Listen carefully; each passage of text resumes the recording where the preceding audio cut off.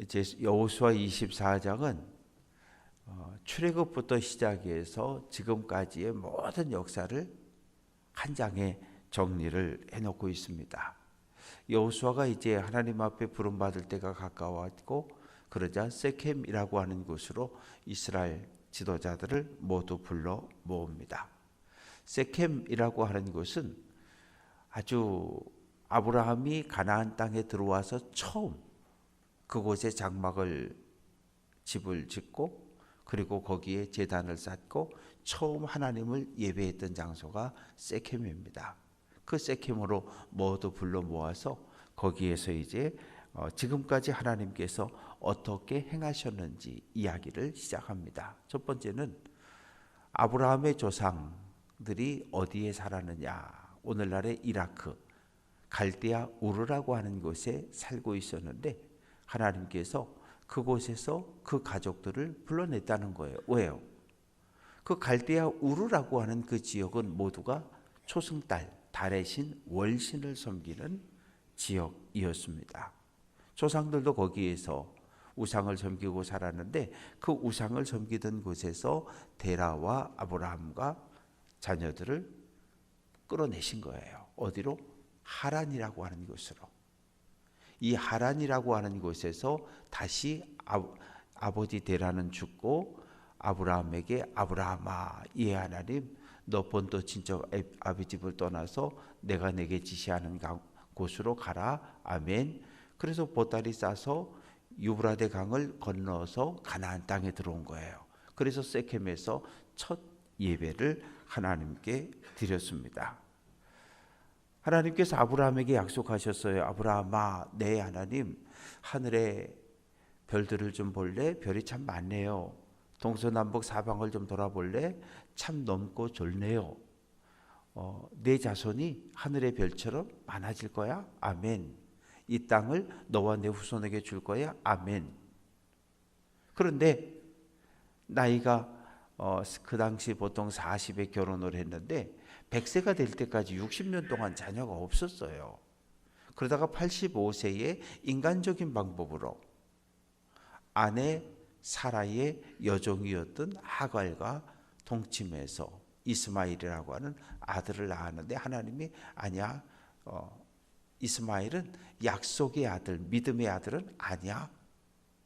그리고 100세 때 이삭을 주시는 거예요.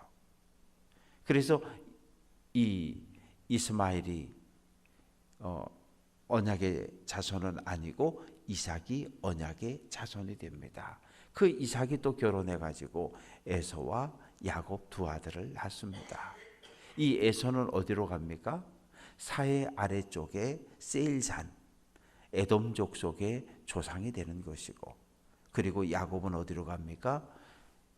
형 에서의 칼을 피해서 바다나람 하란으로 도망쳤다가 거기에서 이제 11명의 아들, 딸 하나, 그리고 태중에 막내 베냐민을 임신하고 이 20년 만에 다시 고향 가나안 땅으로 돌아옵니다. 그러다가 베들레헴 길에서 이 라헬이 막내 베냐민을 낳고 거기서 그만 세상을 떠나게 되고, 그래서 이제 어디로 또 가게 됩니까? 형들의 미움을 받은 요셉이 애굽의 종으로 17살에 팔려가게 되고, 10년의 종살이, 3년 감옥살이, 그리고 나이 30이 되었을 때 애굽의 총리가 됩니다.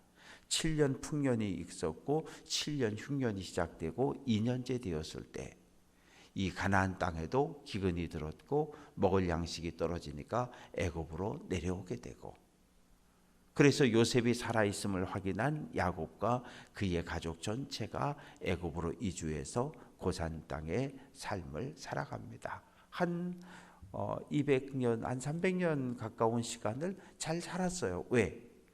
이 요셉의 공을 인정받았고, 그래서 그 자녀들에게, 가족들에게 애굽에서 은혜를 베풀어 줬기 때문에.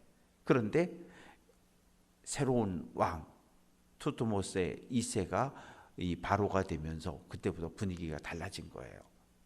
이 국경 근처 고센 땅이 바로 국경이거든요. 오늘날의 그 가좌라고 하는 그 하마스와 애굽으로 가는 그 국경선, 그 지역, 그 바로 국경 넘어오면 거기가 고센 땅이거든요. 그래서 이 이스라엘 민족 히브리인들을 압박하기 시작하고 중노동시키고, 그리고 나중에는 남자아이가 태어나면 그냥 나일강에 던져 죽이라는 공개 살해 명령이 떨어지게 되고, 그래서 모세가 강물에 던져지게 되고 공주의 도움을 받아서 살아나고, 그러나 살인사건에 연루돼서 또 미디안 광야로 도망쳤다가 80이 되어서 하나님의 부름을 받고 종살이하는 동족들을, 히브리인들을 구원하기 위해 애굽으로 들어갑니다. 그래서 하나님께서 모세와 아론을 통해서 이 430년 살았던 애굽을 떠나서 가나안 땅으로 행진을 시작하게 되는데, 홍해를 만나는데 뒤에는 애굽의 최정예 군대가 쫓아오고, 하나님께서 홍해를 열고 이스라엘 백성들을 건너게 하시고, 이 애굽의 최정예 군대는 홍해에 몰살을 시켜 버리십니다. 광야 40년을 걸었던 이야기, 그리고 모압까지 왔을 때에 모압 왕 발락이 이 발람이라고 하는 아주 저주 전문가, 이 저주 전문가를 불러서 이스라엘 민족을, 히브리인들을 이 저주하게 했는데, 하나님께서 그 입을 막아버려서 저주는 못하고 축복만 하게 한 이야기가 쭉 기록이 되어져 있습니다.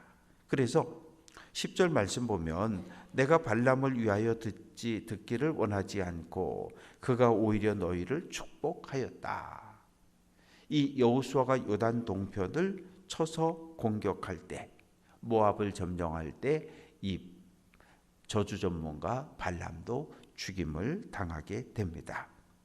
그리고 이제 11절 이하의 말씀 쭉 보면 요단강 건너가는 이야기, 또 요단 동편에서 그 아모리 족속 왕들과 싸우는 이야기가 쭉 계속해서 기록이 되어져 있습니다. 중요한 것은 하나님이 하셨다는 거예요. 내가 했다는 거예요. 모세가 한 것이 아니라, 여호수아가 한 것이 아니라 하나님께서 내가 했다는 거예요. 내가 그들과 싸웠고, 내가 그들과 싸워 승리하게 했고, 내가 그 적군들을 너희의 손에 넘겨주었고, 그래서 7년에 걸친 전쟁을 통해서 가나안 땅 전체를 정복하게 되었다. 그래서 땅 분배까지 마쳤다. 14절, 이제는 여호와를 경외하며 온전함과 진실함으로 그를 섬겨라. 선택하라는 거예요. 왜? 여호수아가 죽기 전에 이렇게 백성들의 형편을 쭉 살펴보니까 이 애굽에서 섬기던 신들도 섬기는 사람이 있고, 가나안 7부족이 섬기던 신들도 섬기는 사람들이 있고, 모압의 신을 섬기는 사람들도 있고, 이러면 안 될 것 같은 거예요. 하나님의 은혜를 기억하고, 그리고 오늘 너희가 선택하라는 거예요. 선택하기 전에 여호수아는 무슨 고백을 하냐 하면 15절 끝부분에 너희가 섬길 자를 오늘 택하라. 오늘 택하는데 오직 나와 내 집은 여호와만 섬기겠다. 본을 보이는 거예요. 나와 우리 집은 오직 여호와 하나님만 섬길 것이니까 여러분들도 선택을 하십시오. 그러니까 모든 백성들이 우리도 여호와만 섬기겠습니다 라고 약속을 하게 됩니다. 이제 여호수아가 마지막 경고를 합니다.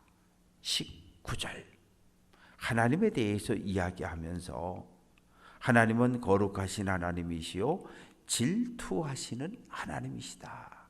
질투한다는 얘기는 사랑하기 때문에 질투하는 거예요. 왜냐하면 하나님과 이스라엘은 서로 언약을 맺었거든요. 나는 너희의 하나님이 되고 너희는 내 백성이 된다. 그런데 하나님은 내 사랑하는 백성이 나를 떠나서 다른 신을 쫓아가는 것을 좋아하지 아니하셔요. 그게 질투인 거예요. 나만 사랑해야 될 내 백성이 나를 버리고 바알을 쫓아가고 아세라를 쫓아가면 그 꼴 못 보시는 거예요. 성경은 그것을 우상 숭배라고 이야기합니다. 만약에 너희가 나를 버리고 다른 신을 쫓아가면 반드시 내가 너희를 심판하고 벌 줄 것이라고 이야기하니까 21절에서 모든 백성들이 뭐라고 이야기합니까? 아니라고, 우리는 오직 여호와만 섬기겠다고 선언을 합니다. 이제 언약을 맺는 이야기가 다시 한번 기록이 되어져 있습니다. 25절 말씀 보면 세켐에서 백성과 더불어 언약을 맺는데 26절 하나님의 말씀을 율법책에 기록하고 큰 돌을 하나 가져다가 상수리 나무 아래에 딱 세우는 거예요. 그리고 뭐라고 이야기하냐 하면, 자 봐라, 이 큰 돌이 나와 너희들이 하나님의 이름으로 언약하는 것을 들은 증인이라는 거예요. 상수리 나무가 들었고 이 큰 돌이 들었다, 이들이 증인이라는 거예요. 아니, 나무하고 돌멩이가 뭘 들어요, 듣기는. 그러나 여호수아는 이 상수리 나무와 큰 돌을 마치 사람이 옆에서 듣고 있는 것처럼, 이 돌이 들었고 상수리 나무가 들었으니까 이 돌이 너희에게 증인이 되고 상수리 나무가 너희에게 증인이 될 거니까 오늘 하나님과 맺은 언약을 절대로 깨트리지 말라고 그렇게 당부를 하게 됩니다. 그리고 이제 백성들을 모두 집으로 돌려보냅니다. 29절부터 33절까지 말씀 속에 마지막 이야기가 정리되어져 있는데, 첫 번째는 여호수아의 죽음입니다. 여호수아가 110세 때 하나님의 부름을 받아서 에브라임, 자기가 받은 땅 딥나사라에 그곳에 장사되어지게 됩니다. 그런데 31절 말씀, 그리고 32절 말씀에 보면 이스라엘 자손이 애굽에서 가져온 요셉의 뼈를 세겜에 장사했다. 창세기 50장 25절 말씀을 보면 이 요셉이, 총리였던 요셉이 임종할 때에 마지막 부탁을 합니다. 언젠가 하나님께서 여러분을 찾아오실 것이고 여러분을 이 땅에서 떠나게 해서 약속의 땅 가나안에 들어가게 할 겁니다. 그때가 되거든 나를 기억해서 내 유고를 함께 가지고 가십시오. 그래서 내 아버지의 무덤에 아브라함과 이삭과 야곱이 묻힌 그 가족 묘지에 나를 장사해 주십시오. 이것이 창세기 50장 25절에서의 유언입니다. 이것이 성취되는 거예요. 몇 년 만에? 480년 만에.